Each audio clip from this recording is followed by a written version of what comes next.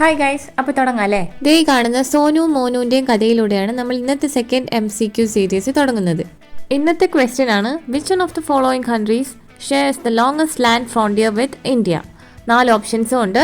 ഏതൊക്കെയാണ് ഇന്ത്യയുടെ neighbouring countries, എത്ര നെയ്ബറിംഗ് കൺട്രീസ് ഇന്ത്യക്ക് ഉണ്ട്, അതൊക്കെയാണ് നമ്മൾ ഇന്ന് നോക്കാൻ പോകുന്നത്. ഇവരെ ഓർമ്മയുണ്ടോ? നമ്മൾ ആദ്യം കണ്ട സോനു മോനും ഫ്രണ്ട്സ് ആണ് കേട്ടോ. ഇതേ മോനു ആകെ വിഷമത്തിലാണ്. കാരണം എന്താ, കേരളത്തിൽ മോനുവിന് MBAക്ക് അഡ്മിഷൻ കിട്ടിയില്ല. അപ്പോൾ സോനു എന്താ പറയണേ നോക്കാം.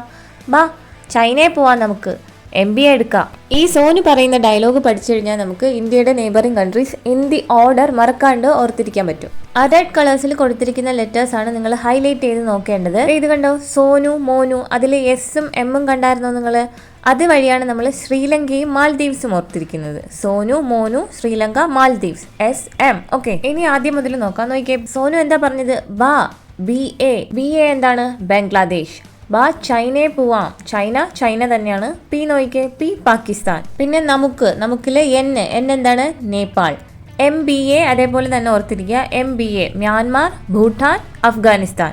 ഇത് തന്നെയാണ് ഓർഡർ. ബംഗ്ലാദേശാണ് ഇന്ത്യയുമായിട്ട് ഏറ്റവും കൂടുതൽ അതിർത്തി പങ്കിടുന്നത്. അതേപോലെ ഇങ്ങനെ കുറഞ്ഞു വരികയാണ് ചെയ്യുന്നത്, from Bangladesh to Afghanistan. Okay, easy ആയിട്ട് ഓർക്കാനായിട്ട് ഞാൻ ഇവിടെ അതെല്ലാം ഒരു ടേബിൾ പോലെ ലിസ്റ്റ് ചെയ്തിട്ടുണ്ട്. റീജിയനിലേക്ക് ഒന്ന് നമുക്ക് തിരിച്ചു പോയി നോക്കാം. ഇപ്പോൾ ഈസി അല്ലേ ഈ ക്വസ്റ്റ്യൻ? Longest land frontier ഏതുമായിട്ടാണ്?